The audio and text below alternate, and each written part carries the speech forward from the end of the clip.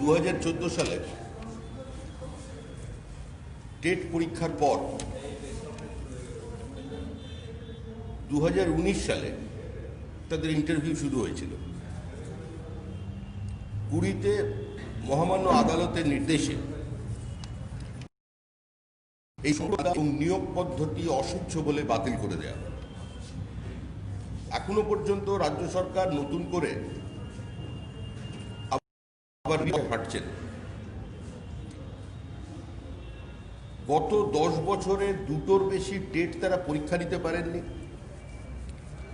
নিয়োগ পদ্ধতিকে কার্যত একটা তামাশায় পর্যবসিত করেছে।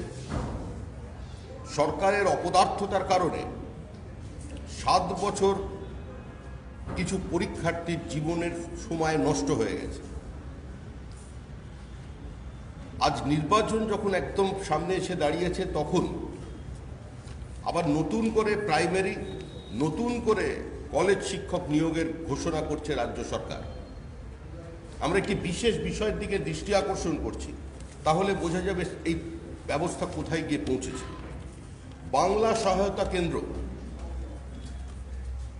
ডাটা এন্ট্রি করবার জন্য যে 5,000 জনকে চাকরি দেওয়া হয়েছে, মাইনে 12,000 টাকা, কেটে হাতে পায় 10,000 টাকার সামান্য কিছু বেশি। এটি দক্ষিণ কলকাতার একটি বিশেষ অফিসে তালিকা তৈরি হয়েছে, কোনো বিজ্ঞাপন নেই, মানুষের সামনে দাঁড়িয়ে কোনো স্বচ্ছতা নেই। 5,000 জনের এমপ্লয়মেন্ট সেখানে হয়ে গেল।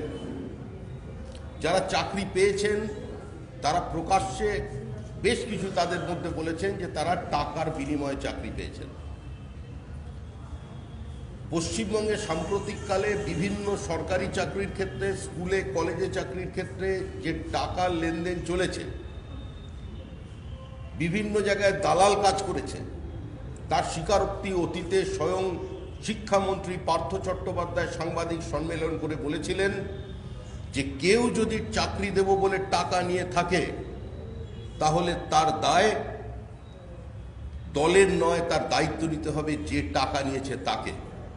যেখানে শিক্ষামন্ত্রী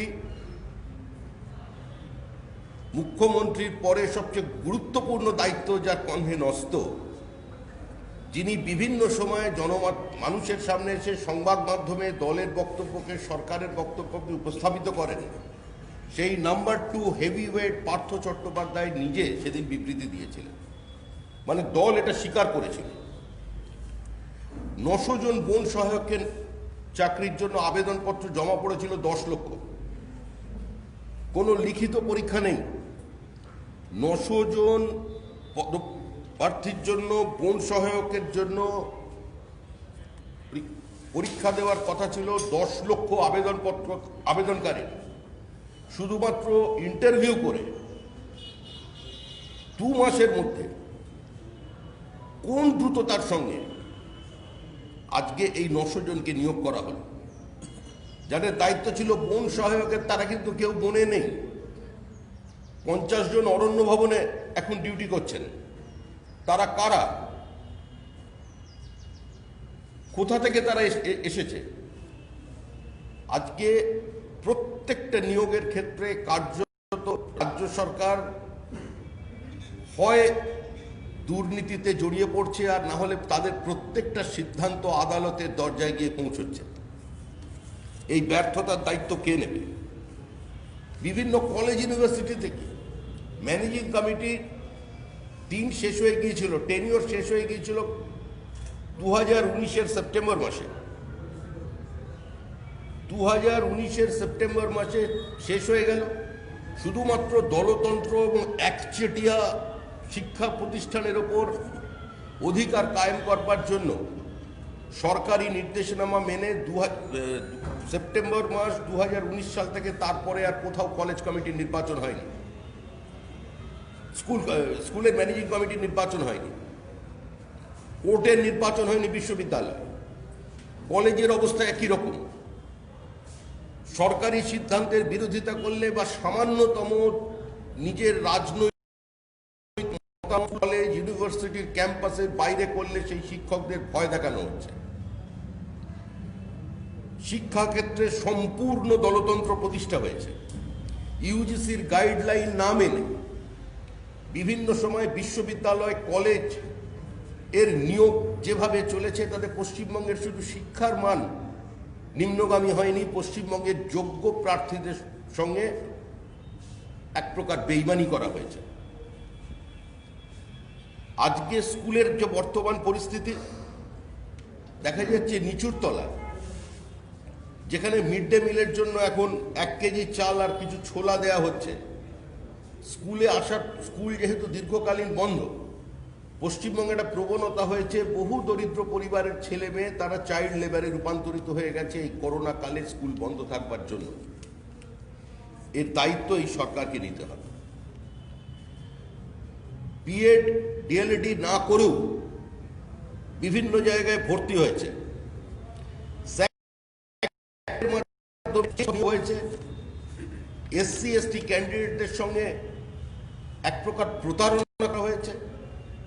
বিভিন্ন 3 বছর যদি সেখানে না পাওয়া যায় তাহলে সেগুলো জেনারেল হিসেবে ঘোষণা করে দেওয়া হয়।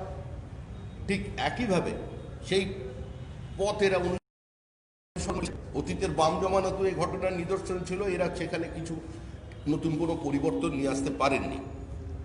50% নম্বর না পেয়েও আজকে অস্থায়ীভাবে বহু শিক্ষককে বিভিন্ন জায়গায় নিয়োগ করা হচ্ছে। এই যে শিক্ষাক্ষেত্রে চরম দুর্নীতি, নিয়োগের ক্ষেত্রে চরম দুর্নীতি, বদলির ক্ষেত্রে দলতন্ত্র প্রতিষ্ঠা, মহিলা শিক্ষকদের নিজ জেলায় বদলি প্রক্রিয়ার মধ্যে চূড়ান্ত অস্বচ্ছতা এবং প্রক্রিয়ার এই যে দেরি, সম্পূর্ণ একটা বাজারি ব্যবস্থা যেভাবে তৈরি হয়েছে, আমরা এর বিচারণ করছি। এবং এই সরকার পরিবর্তন হলে এই নিয়োগের ক্ষেত্রে আমরা নিঃসন্দেহে এখানে আমরা তদন্ত কমিশন গঠন করব।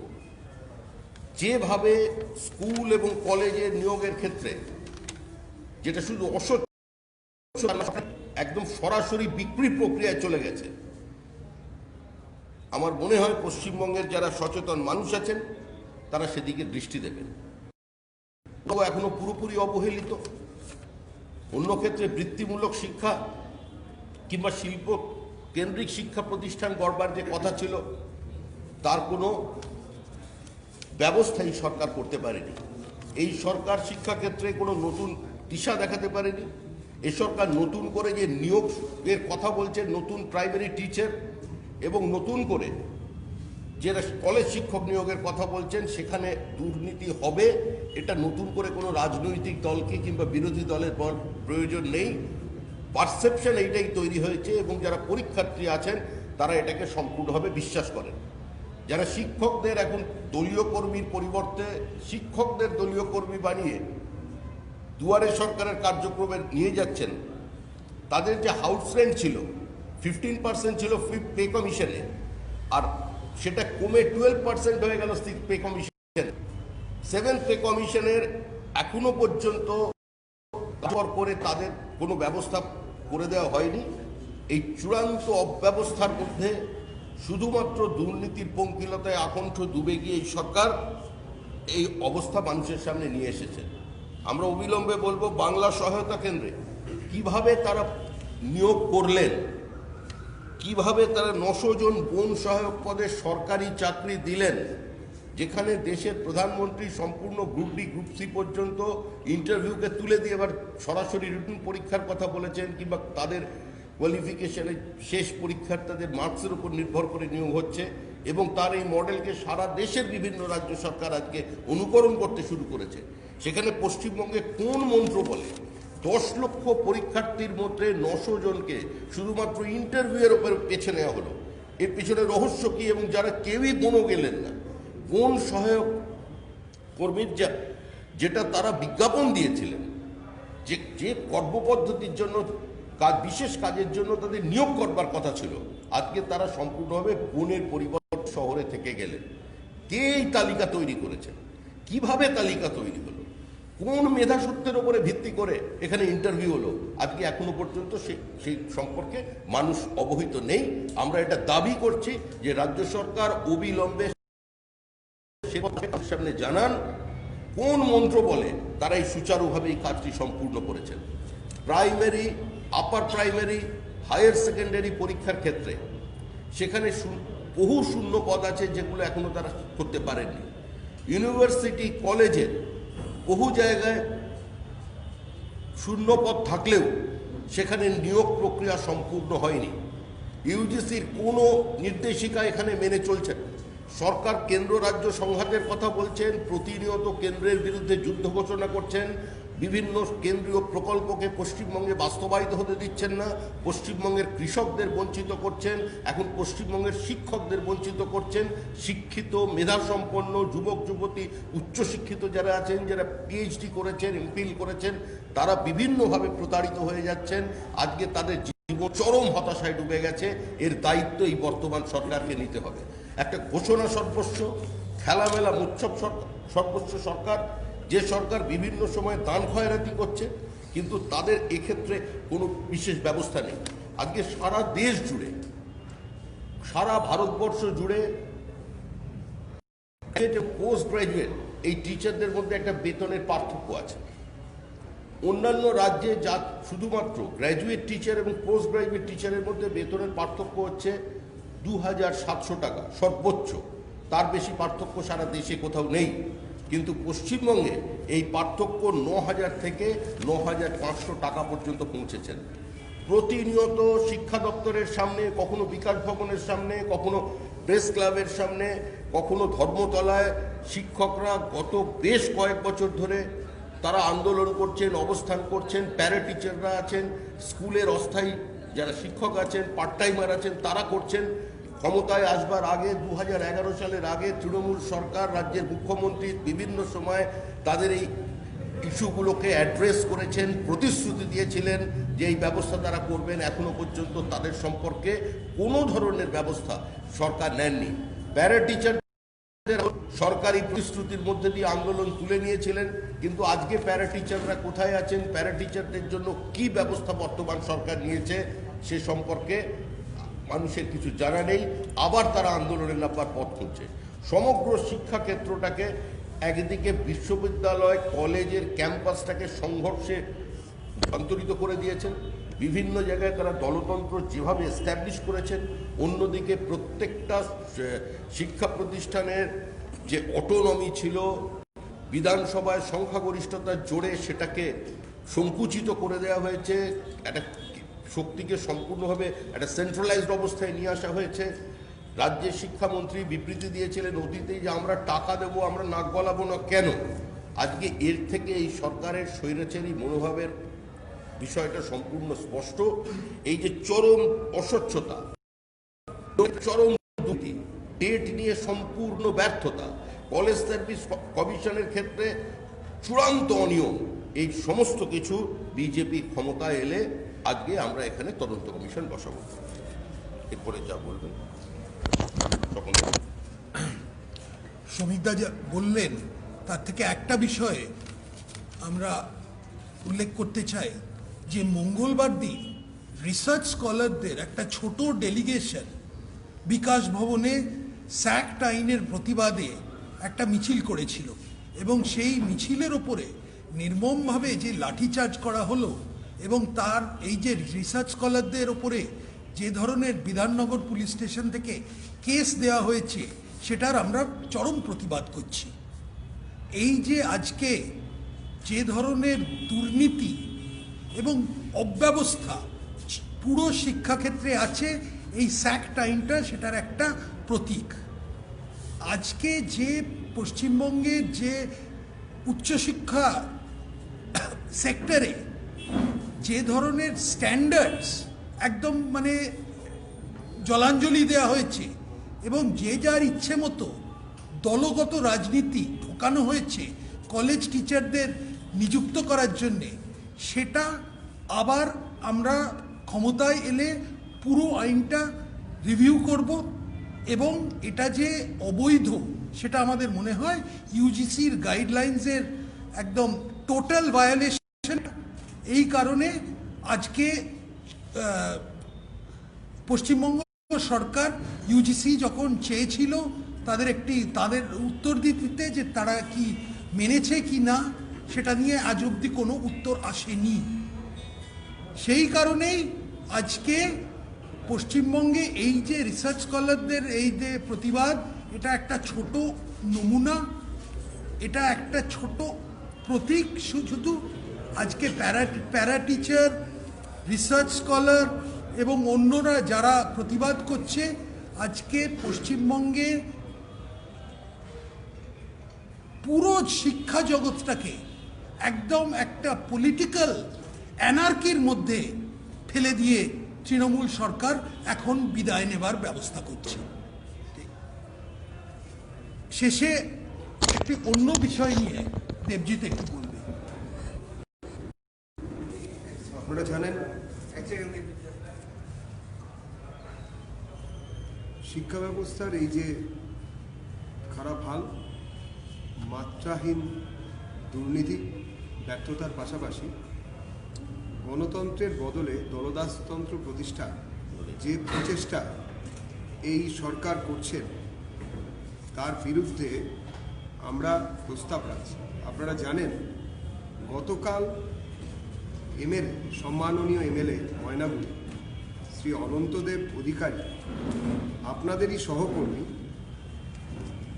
একটি সংবাদ মাধ্যমের সাংবাদিক শ্রী সোমনাথ চক্রবর্তী, তাকে শারীরিকভাবে আঘাত করেছে।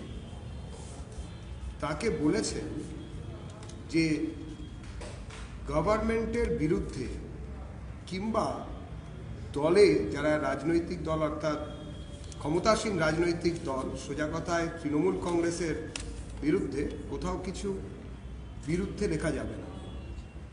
আমরা তীব্র বিরোধিতা করছি। দলদাসতন্ত্রের ন্যাক্কারজনক এই যে অবস্থান আমরা দেখতে পাচ্ছি পশ্চিমবঙ্গের বুকে, সাংবাদিক যারা কিনা চতুর্থ স্তম্ভ বলে আমরা মনে করি, আমরা মনে করি যে সাংবাদিকরা আছেন বলে শুধু এই সরকারের নয়, এর আগে 34 বছরের বাম সরকারের যত অত্যাচার সেটা জনগণের সামনে এসেছে। দিন বদল হয়েছে, সরকার বদল হয়েছে, মানুষের মনে আশা আকাঙ্ক্ষা জাগে। আপনাদের কলম সোজা থাকে বলেই শিরদাঁড়া সোজা রেখে সাংবাদিকরা সাংবাদিকতা করেন। তাদের বিরুদ্ধে এইরকম মনোভাবে, স্বৈরাচারী মনোভাবে আমরা তীব্র বিরোধিতা করছি। আশা রাখবো যে ওনাদের শুভবুদ্ধির উদয় হবে আর এই ধরনের কার্যকলাপ পশ্চিমবাংলার বুকে গণতন্ত্রহীনতাকেই একদম সার্থকভাবে দেখাতে পারে যে গণতন্ত্রহীনতা কাকে বলে, অরাজকতা কাকে বলে। ধন্যবাদ। শহীদ স্মরণ করতে গিয়ে চাপামতো একই জায়গায় শুভেন্দু শহীদ বেদিতে মানলাম, সেটা আবার গঙ্গা জলে ধুয়ে তৃণমূলের তরফ থেকে আবার সেখানে শহীদ তরফ। তৃণমূল কংগ্রেস তো রিয়াক্টিভ মোডে চলে গেছে। বিজেপি যা করছে হয় বিজেপির অনুকরণ করছে, নাহলে যেখানে বিজেপি যাচ্ছে বিজেপি বিরোধিতা করছে। পশ্চিমবঙ্গের যারা মানুষ রাজনীতির খোঁজ খবর রাখেন, আপনারাও সাংবাদিকরা জানেন, শুভেন্দুর ইনভলভমেন্ট সম্পর্কে প্রত্যেকের জানা ছিল। তো তার একটা বেড়ে ওঠার ইতিহাসের মধ্যে নেতাই আছে, সে সেখানে গেছে, সেটা তার রাজনৈতিক অধিকার, গণতান্ত্রিক অধিকার। এবং তারপরে তৃণমূল করতে পারল। এবং তারপরে যে গঙ্গা জল ধোয়ানোর প্রক্রিয়া, মানে এরা গঙ্গাকেও অপবিত্র করে দেওয়ার চেষ্টা করছে। বলেছেন যে টাকা ছড়িয়ে নিজের প্রচার করছে, টাকা ছড়িয়ে নিজের প্রচার করছে শুভেন্দু। সবগুলো না বলে উনি এখন এই আপার প্রাইমারি যেটা বাতিল হয়েছে সেই ছাত্রছাত্রীর কী হবে সেগুলোর কথা চিন্তা করবেন। বলেছেন যে 10 বছরের রিপোর্ট কার্ড প্রকাশ করল শুভেন্দু, আর মমতা বন্দ্যোপাধ্যায়ের রিপোর্ট কার্ড 10 গোল দেব। এরকম তো কোনদিন শুনিনি। কেন্দ্রের রিপোর্ট কার্ড সঙ্গে কেন্দ্রের বিরোধিতা, ওটা সেটা পার্লামেন্টে গিয়ে বলুন। 10 গোল কি দেবেন? তো গোলই খেয়ে যাচ্ছেন। প্রতিদিনই তো আপনারা খবর দিচ্ছেন বাঁকা কথা, বাঁকা পথ। প্রতিদিনই তো তৃণমূল কংগ্রেসের নিজেদের জালে সেম সাইড গোল হচ্ছে। আবার গোল কি দেবেন ওরা? আগে নিজেদের গোল আটকান, তারপরে গোল দেবেন।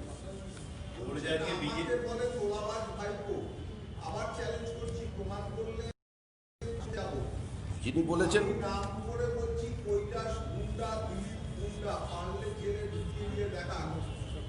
বিজেপি প্রতিহিংসার রাজনীতি করে না, অপ্রাসঙ্গিকদের প্রাসঙ্গিক করে তোলার কোনো ইচ্ছা বা প্রয়াস বিজেপির নেই। কালের নিয়মেই তৃণমূল কংগ্রেস চলে যাবে, এই নির্বাচনে বিজেপি 200-র বেশি আসন নিয়ে সরকার গঠন করবে।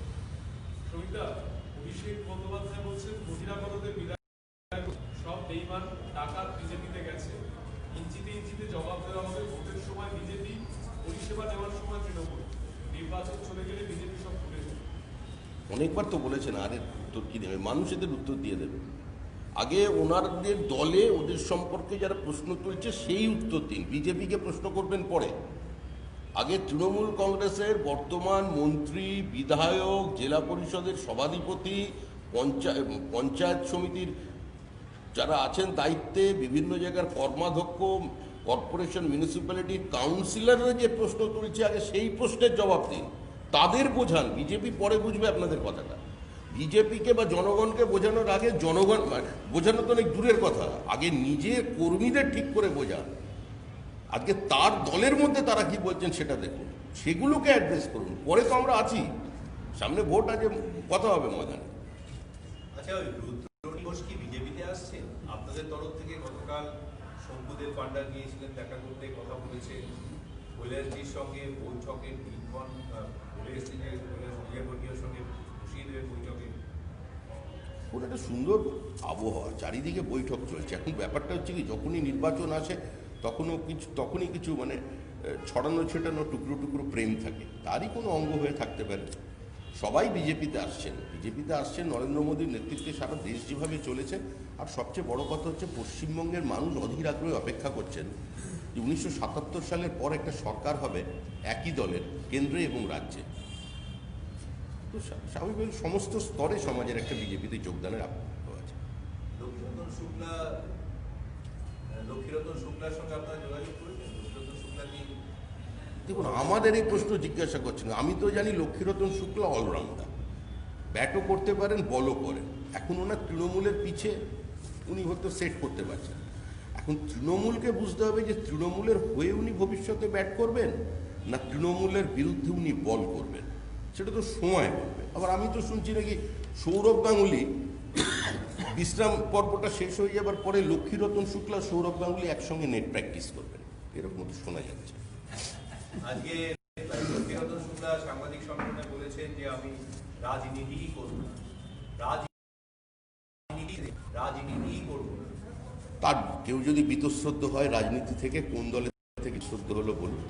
মানে তৃণমূল কংগ্রেস রাজনীতি করার আগ্রহটাকু পর্যন্ত ভালো মানুষদের যেটা ছিল, লক্ষ্মীরতন শুক্লা তো একজন প্রতিষ্ঠিত খেলোয়াড়, বাংলার সব মানুষ তাকে চেনেন, বাংলা হয়ে খেলছেন।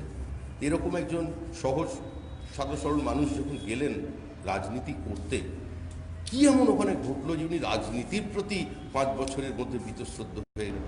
মানে কি সাংঘাতিক ব্যাপার। আবার আগ্রহটা ফিরিয়ে আনার চেষ্টা করবেন?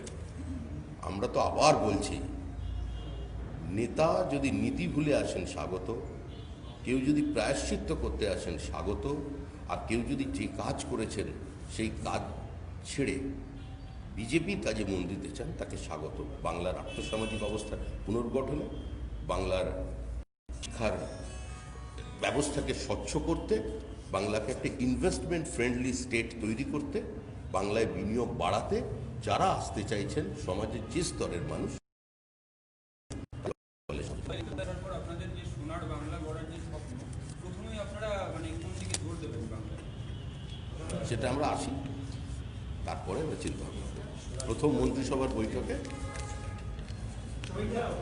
বলছি, চন্দ্রিমা ভট্টাচার্য তৃণমূল ভবনে বলেছেন যে আপনাদের নেতারা গাড়ি চড়ে চড়ে মানুষের বাড়িতে যান, ভোজন গ্রহণ করে, হাওয়াই চুরি করে একমাত্র যায় মমতা বন্দ্যোপাধ্যায়। দেখুন, কে কিভাবে যাবে এটাও যদি ওনারা ঠিক করে দেন তাহলে তো মুশকিল আছেন। এই যে গাড়িটা দেখছেন, মাটি থেকে গাড়ি, এর জন্য একটা দল কাউকে না ভেঙে, মানে আরেকটা দলের গর্ভ থেকে জন্ম নিতে হয়নি, তিল তিল করে ছোট থেকে দল বড় হয়েছে। মানুষ জানেন কারা গাড়ি চেপে মানুষের পাশে আছেন, আর মানুষ জানেন কারা হেঁটে গিয়ে মানুষের থেকে দূরে আছেন। তার জন্যই আজকে দুয়ারে যেতে হচ্ছে, ছাদ থেকে দুয়ারে এসছে, এবার কোথায় যাবে। রাজ্যপাল এবং মুখ্যমন্ত্রী সাক্ষাৎ করেছেন, সেটা নিয়ে কংগ্রেস কটাক্ষ করেছে, বিজেপি তৃণমূল সেটিং করতে গেছে। অন্যদিকে চন্দ্রিমা বলছেন বলছেন যে কোনো সেটিং নয়, অন্যায় যেহেতু বিজেপি করে তাই 8-9 অন্যায় কর্মসূচি, কি বলবেন? দেখুন, কংগ্রেসে প্রাসঙ্গিক হওয়ার চেষ্টা করছে। কিছুদিন আগে বলেন অনাস্থা এনে আর কি তৃণমূলকে সমর্থন করার জন্য ওরা একটা পন্থা তৈরি করেছে, আগে বন্ধ করেছে। এটা অনেকভাবে চেষ্টা করছে, কিন্তু মানুষ জানে যে কংগ্রেসের কোনো ভবিষ্যৎ নেই এ রাজ্যে। লোকসভাতেও তারা বিরোধী দলের মর্যাদাটুকু খুইয়েছে। এ রাজ্যে কিছুদিনের জন্য মানুষকে বিভ্রান্ত করেছিলেন 2016 সালে জোট করে। এদের তো কংগ্রেস সিপিএমের তো বিএডে স্থায়ী হয় না, ডিভোর্স হয়ে যায় আবার ভোটের পরেই। মানুষ দেখেছে আবার একটা নাটক করছে তৃণমূলকে সঙ্গে নিয়ে। এই 3 দল ঐক্যবদ্ধভাবে বিজেপির বিরুদ্ধে নেমেছে, কিন্তু এই নির্বাচনে বিজেপির রথকে আটকানোর ক্ষমতা এদের নেই, ও যতই কংগ্রেস বলুক। বাবুল সুপ্রিয়কে মানহানির মামলার নোটিশ দিয়েছে অভিষেক ব্যানার্জি, আপনি কি বলবেন? ভাইপো টার্মসটা দিয়ে উনি দিয়েছেন, উনি জবাব দেবেন। মানহানি হয়েছে কিনা সেটা যখন আদালতে চলে গেছেন। নির্বাচনে আমি জানি এসব রাজনীতিতে বহু ধরনের কথাবার্তা চলে, ভাষণে অনেক কিছু চলে। আমরা কি এক একটা ভাষণের শব্দ কোটকোটে করে তুলব? উনি যখন ভালোবেসে ওই নামে ডেকেছেন, ভালোবাসাটা বলতে পারিনি, কোর্টে চলে গেছেন, তারপরে দেখা যাবে কি। আমরা তো আদালতের বাইরে থাকতে চাই। হ্যাঁ, এবং আপনি একটু আগে বললেন হ্যাঁ, ইদানিংকালে যে রাজ্যে পরিবর্তনের প্রসঙ্গে আপনারা পরিবর্তন চেয়ে যে কথা বলছে, সেখানে কেন্দ্রে একই সরকার এবং রাজ্যে একই সরকার থাকলে রাজ্যে সোনার বাংলা গড়া, রাজ্যে পরিবর্তন, রাজ্যে উন্নয়ন ভালো হবে, এ সমস্ত বলছেন। তো প্রশ্ন একটা উঠছে যে দেশের যে যুক্তরাষ্ট্র কাঠামো, তার উপরে বিজেপি কাঠামোর ফলে কেন্দ্রে একই সরকার বা অন্যান্য জায়গাতেও রাজ্যেও বিভিন্ন রাজনীতির সরকার থাকতে পারে, এবং সেক্ষেত্রে উন্নয়ন কোনো বাধা হয়ে দাঁড়ায় না। আসলে ভাই তোমার একটু বুঝতে অসুবিধা হচ্ছে এই কারণে, কারণ তুমি আমি দুজনই পশ্চিমবঙ্গবাসী। আমরা বিরোধী শূন্য উন্নয়নের কথা বলিনি, বিরোধী শূন্য যুক্তরাষ্ট্রীয় কাঠামো কিংবা লোকসভা, বিধানসভা, পঞ্চায়েতের কথা বলিনি। পশ্চিমবঙ্গে বিরোধী শূন্য মানে হচ্ছে নির্বাচনে অংশগ্রহণ করতে দেব না, ক্যান্ডিডেটকে বাড়ি থেকে তুলে নিয়ে যাব, আর যদি কোনোভাবে ভোট হয় প্রার্থীকে গণনা কেন্দ্রে ঢুকতে দেবো না, গণনা কেন্দ্রে সার্টিফিকেট ফেলে ছেড়ে ফেলবো। এইটা হচ্ছে বিরোধী শূন্যের কথা। আর বিজেপি সবসময় বলছে গণতন্ত্রের সাফল্য তখনই আসবে যদি শক্তিশালী বিরোধী থাকে। বিধানসভা এবং লোকসভা এই আইনসভাগুলোর মালিক শাসক দল নয়, বিরোধীরা। সুতরাং আমরা তো সবসময় একটা শক্তিশালী বিরোধী দল চাইছি। দুর্ভাগ্য এই মুহূর্তে ভারতবর্ষে এই সরকারের বিরুদ্ধে কোনো শক্তিশালী বিরোধী দল নেই। আমরা চাইব, সেজন্যই তো আমরা বলছি যে আমরা আমাদের মুখ্যমন্ত্রী মাননীয় মমতা বন্দ্যোপাধ্যায়ের কোনো বিকল্প নেই। মমতা বন্দ্যোপাধ্যায় অপ্রতিরোধ, তার কোনো বিকল্প নেই। তাকে আমরা পশ্চিমবঙ্গের বিরোধী দলের নেত্রী হিসেবে দেখতে চাই। তাকেই বিরোধী রেখে তো পশ্চিমবঙ্গে বিজেপি চালাবে, ওই তার শক্তি থাকবে। যুক্তরাষ্ট্রীয় অটুট থাকবে, তৃণমূল দলের নেত্রী তিনিও বিরোধী নেত্রী হিসেবে কাজ করবেন।